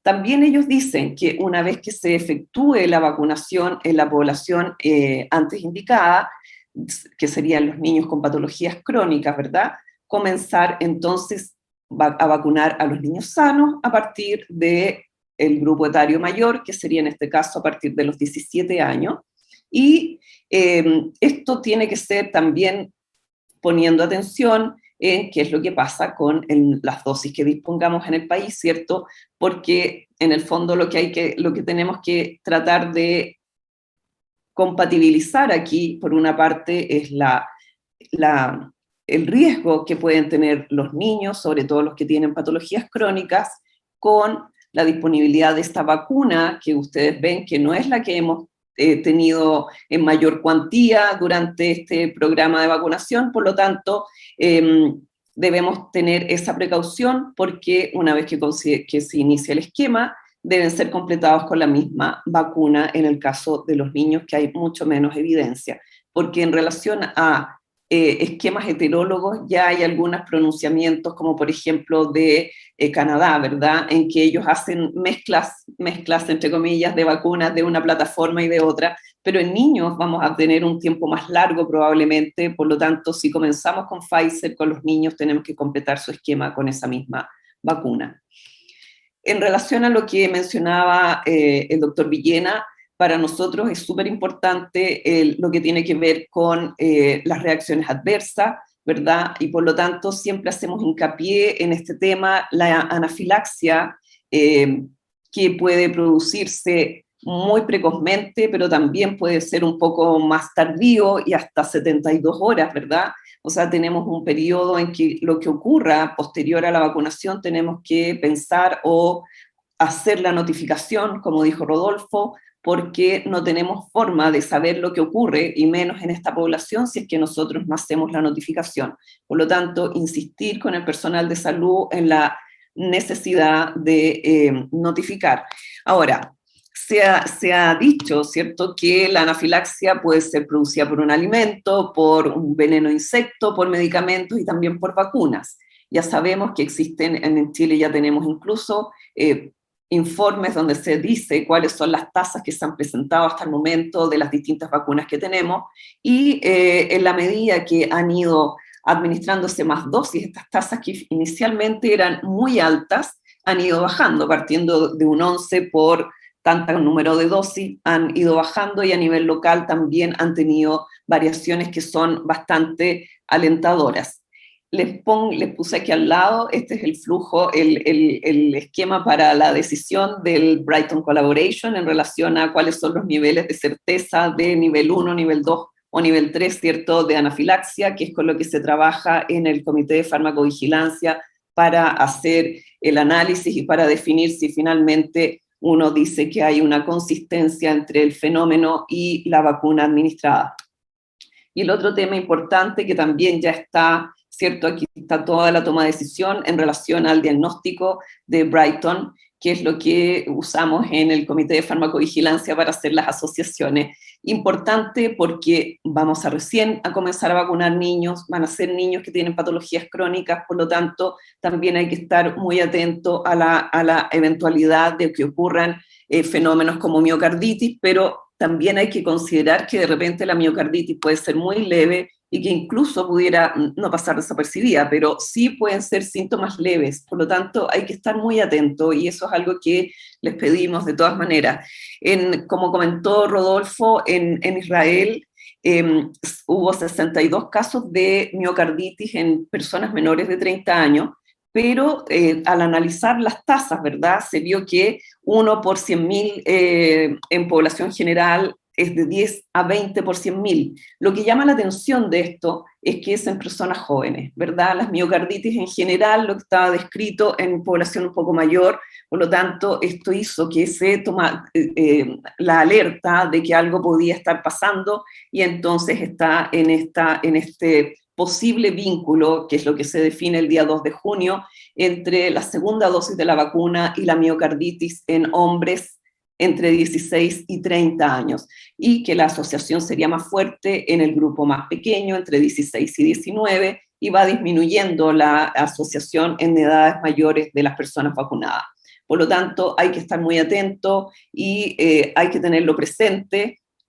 Es algo que puede ocurrir y que nosotros tenemos que tener todas las precauciones y por lo tanto la notificación y la sospecha. Para completar esto, estos son todos los antecedentes en el fondo que hemos tomado en cuenta, ¿verdad? Para plantear esta vacunación de los adolescentes, que aunque cursen con una enfermedad más leve o sean menos susceptibles al SARS-CoV-2 en comparación con los adultos, pueden desempeñar un papel importantísimo en la transmisión comunitaria, son con mayor frecuencia asintomáticos y tienen, ¿cierto?, algunas condiciones que podrían hacer que tengan un riesgo alto de hospitalización y muerte. Por otro lado, en la medida que exista un abastecimiento limitado de vacuna, es súper importante para nosotros hacer una definición de prioridades, porque no podemos vacunar a todos los niños en el mismo momento. Por lo tanto, tomando la recomendación del CABEI, hicimos nosotros una priorización que parte, ¿verdad?, con los niños que están en residencias, que son residentes en el Servicio Nacional de Menores o en centros que están en convenio con esta institución. En segundo lugar, pusimos los hospitalizados en centros de atención de salud mental, porque nos parece relevante, ¿cierto? Se describen brotes en estos grupos, por lo tanto, esa es otra población que está en la priorización, y los niños entre 12 y 16 años, que tengan, perdón, 16 años, porque en el fondo están vacunados los crónicos desde los 16 y 17, por lo tanto ahora vamos a vacunar hasta los 17 años, ¿cierto?, a los niños que tengan patologías crónicas tales como enfermedad pulmonar, enfermedades neurológicas, las que están descritas en esta tabla. Y comentarles que ustedes ya lo saben, ya esta era la charla de hoy, ¿cierto? La única vacuna que tiene autorización para uso desde los 12 años en adelante es esta. La población en Chile de niños entre 12 y 17 años son 1,5 millones, por lo tanto significa que necesitamos 3 millones de dosis para completar esquemas de este nuevo grupo. Y el intervalo, ustedes saben que la OMS, el Pfizer dice 21 días entre dosis y dosis, la OMS lo dejó más flexible, ¿cierto? Y lo hace más fácil de utilizar en un programa masivo, como es poner una segunda dosis a los 28 días. Y esto es lo que partió ayer, que fue con lo que comenzó este webinar, que a partir del día de ayer, que fue feriado, pero cuando lo planeamos no era feriado, entonces a partir del día de ayer estábamos vacunando a los niños entre 12 y 17 años que tengan estas condiciones que les comenté en la diapositiva anterior. Así que eso, en el fondo lo que tenemos que ver es cómo vamos a continuar, tenemos que probablemente, como dice la doctora Botán, en un par de meses más, 6 meses quizás, ya vamos a tener datos en niños de 3 años en adelante, los vamos a tener que obviamente incorporar también en la vacunación, por lo tanto tenemos que ir planificando incluso la compra de vacunas para más población cada vez. Y esto tiene ese reto, en el fondo, el que la disponibilidad de dosis de repente no es tan fácil como quisiéramos, así que por eso la priorización y partir por los niños que tienen patologías crónicas. Esta semana y la siguiente semana va a ser lo mismo, van a ser todos los niños que tengan alguna condición que los ponen en riesgo entonces de tener una enfermedad más grave o de tener una hospitalización. Muchas gracias. Gracias, Cecilia. Déjame abrir mi cosita. Ahí salía. Gracias a los 3 expositores por estas excelentes presentaciones que nos han puesto al día en vacuna COVID. Tenemos como 15 minutos para preguntas, así que voy a partir rápido. Ya le he mandado a alguno de los expositores las preguntas para ir avanzando. Voy a partir con la doctora Potán. Hay muchas preguntas sobre tercera dosis de vacuna Sinovac, no solo en niños, sino en adultos. Y te pongo también otra pregunta que la encontré muy interesante, que es, en el fondo, ¿será posible la erradicación del coronavirus en algún momento? Dejemos esas dos, Marce. Bueno, respecto a la tercera dosis, como la mayoría de las vacunas inactivadas, ¿no es cierto?, se requiere en general un esquema primario de 2, 3 dosis y habitualmente un refuerzo diferido, ¿no es cierto?, entre 4 y 6 meses después, por lo que claramente es razonable plantearlo, pero sin duda es una segunda prioridad en este momento en que todavía nos faltan muchas personas adultas y ahora vemos adolescentes también por vacunar.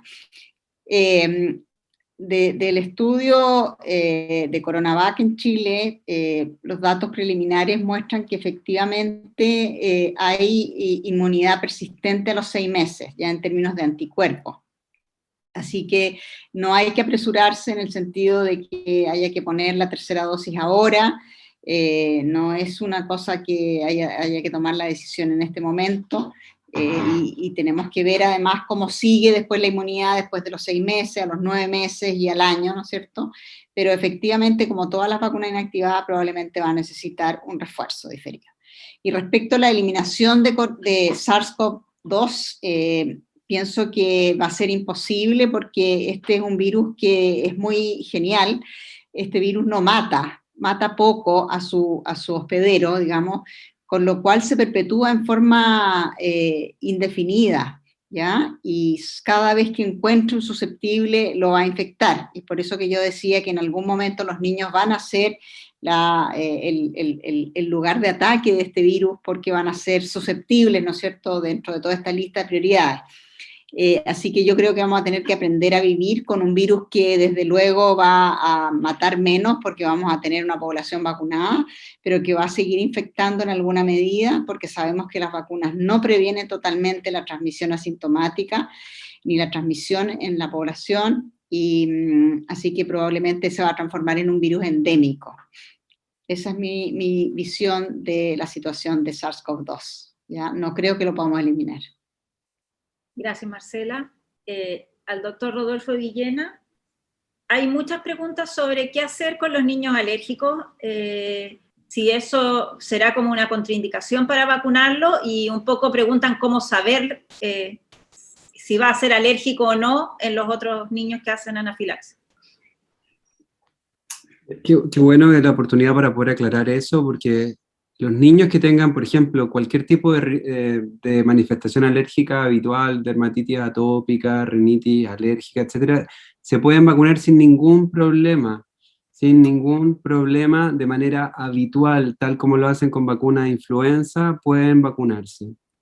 En lo que hay que tener, incluso personas que han tenido alergia alimentaria, por ejemplo, que a veces mira que tiene alguna alergia alimentaria, no tiene ninguna contraindicación. Distinto a alguien que tenga algún antecedente de anafilaxia por polietilenglicol o una anafilaxia de la cual no se pudo establecer cuál era la causa y que no quedó muy clara. pero incluso en ese caso, la recomendación no es no vacunar, sino que vacunar y prolongar la observación. Siempre la recomendación principal es vacunar. No vacunar va a ser, no sé, la ultra excepción de la regla. Así que por defecto, todos se pueden vacunar. Lo que tenemos que estar atentos es que si el paciente tiene el antecedente, estar preparado. Y para eso, cuando uno va a hacer la vacunación, tiene que tener montado el equipo para manejar una anafilaxia y tener súper claro que la adrenalina es intramuscular y no es endovenosa, es intramuscular y va a la pierna directo, no va acá, ¿ok?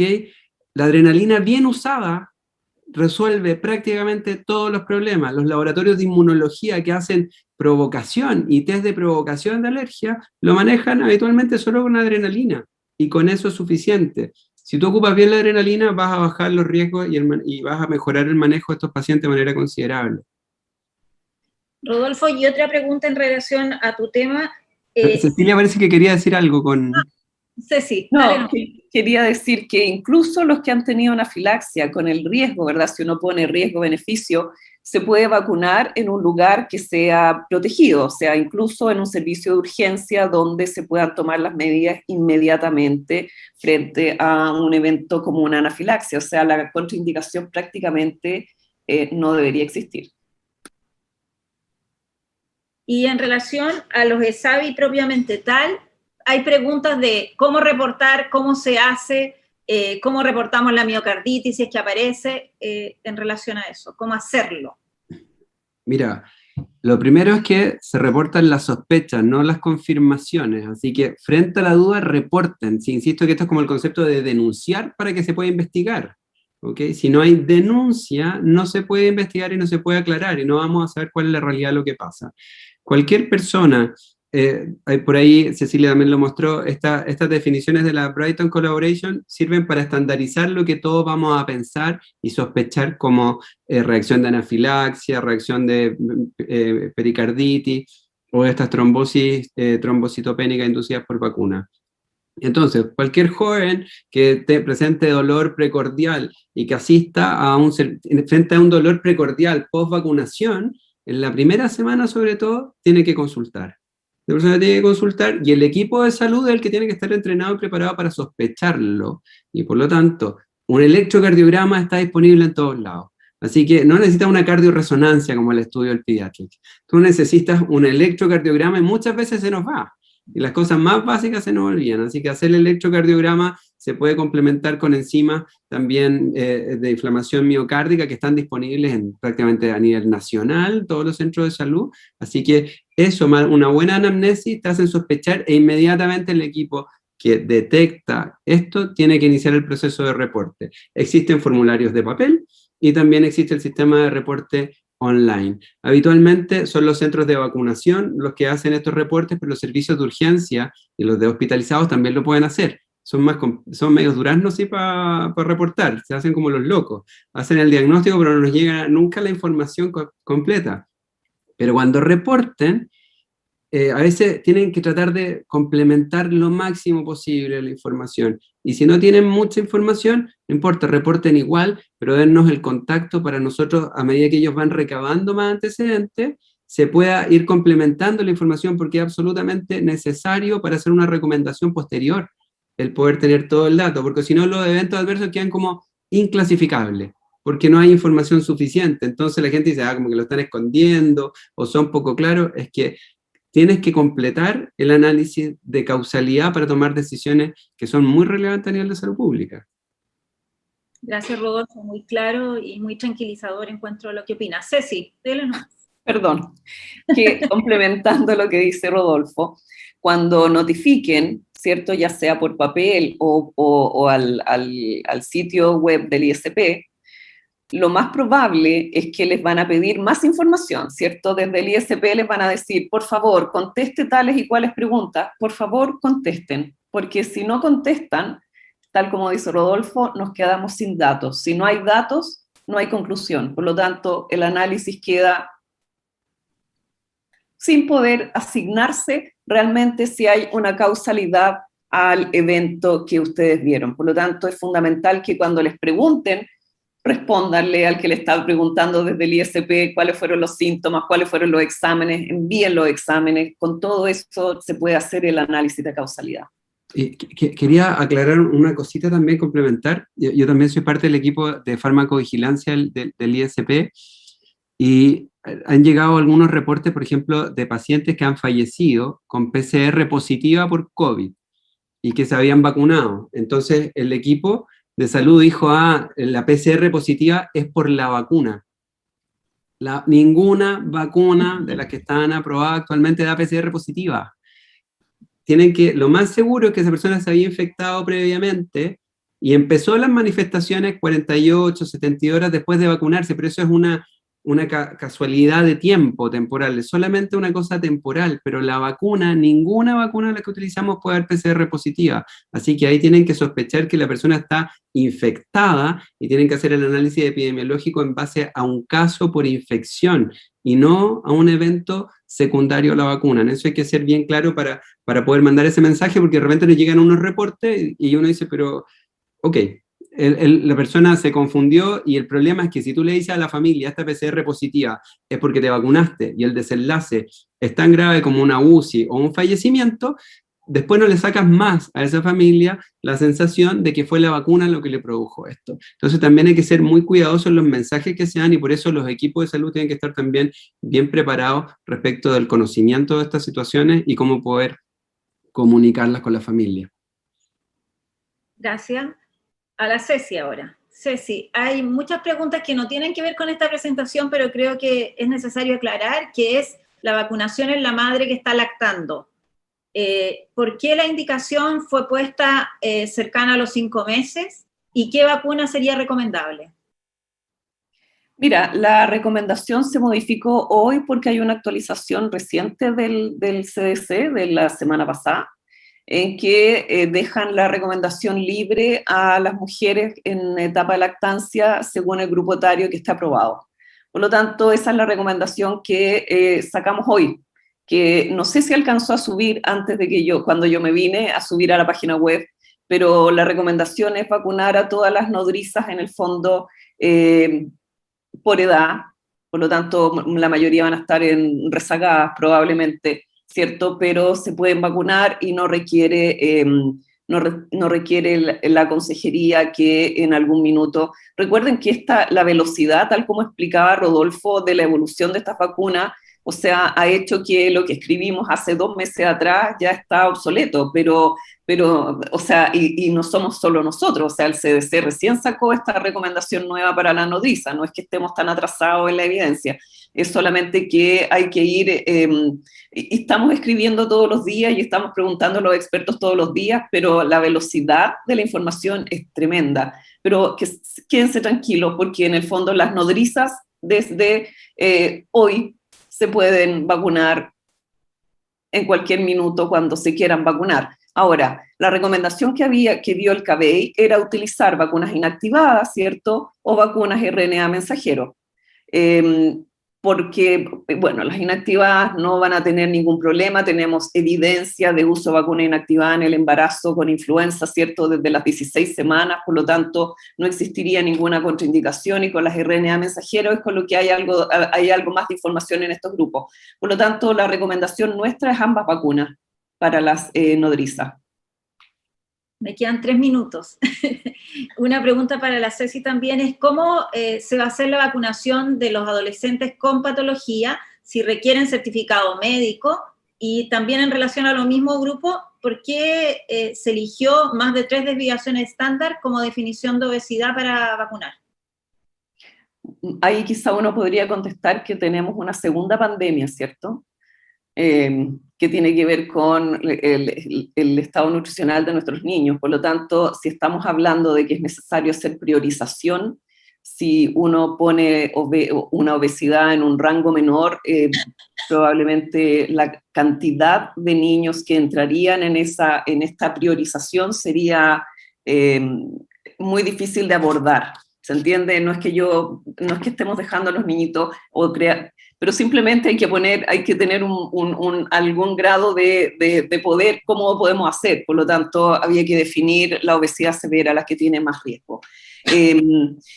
y en la medida que se pueda, ¿cierto? Ya los niños no van a entrar por comorbilidades, sino que van a ser por grupo etario. Así que eso se debería en algún minuto no tener mayor importancia, digamos. Y claro, si hay un niño que es cardiópata, que es inmunosuprimido, que tiene cualquiera de las condiciones de riesgo, tiene que llevar, tal como llevaron los adultos, ¿cierto?, su certificado del médico que diga que pertenece a alguno de estos grupos de riesgo. Gracias. La Marcela Potán, otra pregunta. ¿Cuál es la vacuna más efectiva para la cepa Delta, para la variante Delta? Por el momento, la vacuna Pfizer es la vacuna más efectiva contra todas las variantes, ¿ya? Así que eso es lo que sabemos. Y felizmente Moderna, como les comentaba, ya está trabajando en su vacuna polivalente que va a incluir entonces por ahora la cepa, ¿no es cierto?, alfa, porque ahora ustedes saben que lo ideal es no usar la denominación del país de origen, pero es la ex Reino Unido, y pareciera que los resultados son buenos, así que tenemos novedades. Probablemente las vacunas RNA son las más flexibles y las más fáciles de adaptar a el material genético de estas nuevas variantes. Gracias. Yo estoy terminando con mis preguntas, ¿no es cierto, Leo? Sí. Por tiempo estamos finalizando el webinar. Quiero agradecer primero a todas las personas que hicieron muchas preguntas.